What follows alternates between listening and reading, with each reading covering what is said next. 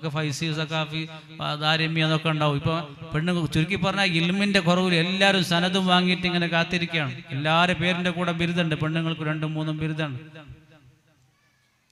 പക്ഷേ എല്ലാം ഉണ്ടായിട്ട് വിവാഹം കഴിഞ്ഞിട്ട്, വിവാഹം കഴിയണ്ട, എൻഗേജ്മെന്റ് നടത്തിയാണ്.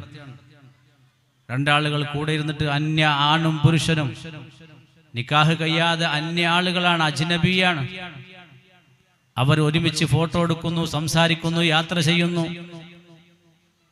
പിന്നെന്തിനാണ് ഇസ്ലാമിന്റെ പേരിൽ ഒരു നിക്കാഹ് എന്ന് പറയുന്ന നാടകം കളിക്കുന്നത്? എന്തിനാണ് അവർക്ക് നിക്കാഹ്? അവർക്ക് എന്തിനാ നിക്കാഹ്? എല്ലാവരും ഇതിൽ ആരും വ്യത്യാസമില്ല. എല്ലാ ഉമറാക്കളും എല്ലാ നേതാക്കന്മാരും കണക്കാണ്. അവരെ സൗകര്യങ്ങളും അവരെ ഇഷ്ടങ്ങളും കഴിഞ്ഞതിന് ശേഷമുള്ള ഇസ്ലാം അത് മതി. അവർ ഉദ്ദേശിച്ച പോലെ മംഗളം നടക്കണം, അവർ ഉദ്ദേശിച്ച പോലെ കച്ചവടം നടക്കണം.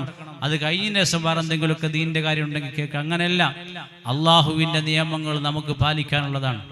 പ്രത്യേകിച്ച് പരസ്യമായിട്ട് റബ്ബിന്റെ നിയമങ്ങൾ ലംഘിച്ചാൽ അള്ളാഹു നമ്മളെ പിടികൂടും. അവർക്ക് മാപ്പില്ല. മുജാഹിർ എന്ന് പറഞ്ഞാൽ ഹദീസിലുണ്ട്, അവർക്ക് മാത്രം അഫൂ ചെയ്യൂല എന്ന്.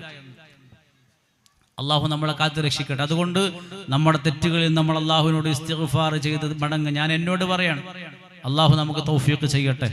അള്ളാഹു